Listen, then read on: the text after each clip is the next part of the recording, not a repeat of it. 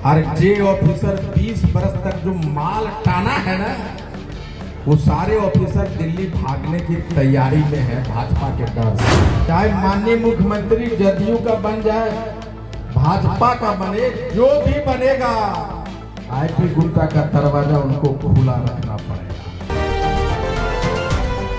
बिहार की सियासत में इन दिनों बयानों के तीर खूब चल रहे हैं, लेकिन सहरसा से विधायक आईपी गुप्ता ने जो कहा है, उसने पूरे प्रशासनिक अमले और राजनीतिक गलियारों में हलचल मचा दी है।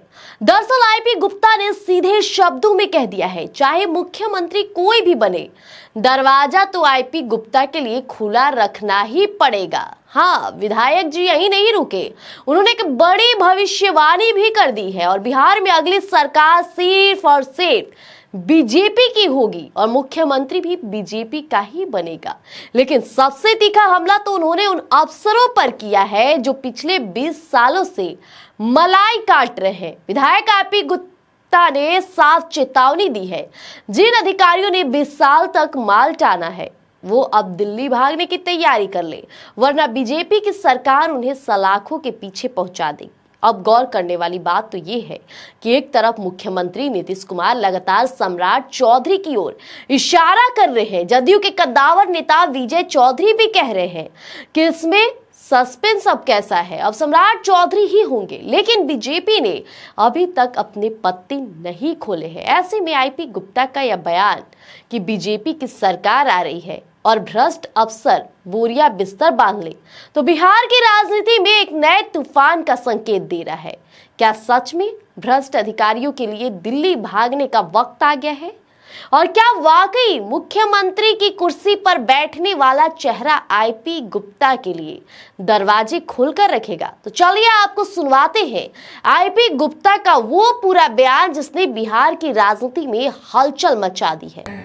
भाजपा की सरकार आ रही है और जे ऑफिसर 20 बरस तक जो माल टाना है ना, वो सारे ऑफिसर दिल्ली भागने की तैयारी में है भाजपा के डर से।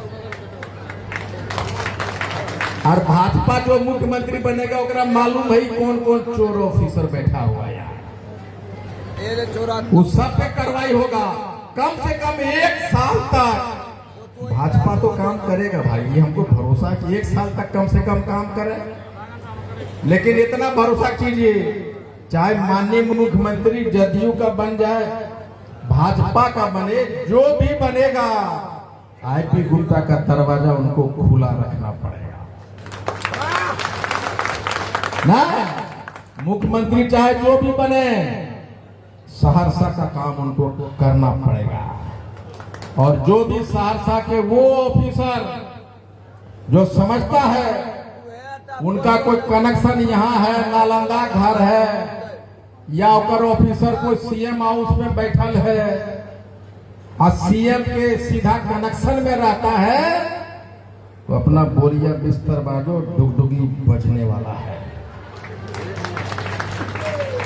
और तुम्हारा सारा फाइल विधानसभा में मैं खोल देने वाला हूं भैया, इसलिए सुधर जाओ। सहरसा में आईपी गुप्ता आया है और मैंने वो करके दिखाया। अब कहता भाई फोन नहीं उठाता है, इसलिए मैं बता दूं कि हमने अपना 5 प्रतिनिधि चुना था, विधायक प्रतिनिधि। मैं चाहता हूं सारे 5 यहाँ। तो सुना आपने, तेवर तो कड़े हैं, इरादे साफ। अब देखना यह होगा कि विधायक जिसके इस बयान पर जदयू और विपक्ष की क्या प्रतिक्रिया आती है। तो फिलहाल इस खबर में इतना ही। बिहार की तमाम खबरों के लिए बने रहिएगा स्वराज पोस्ट पर। धन्यवाद।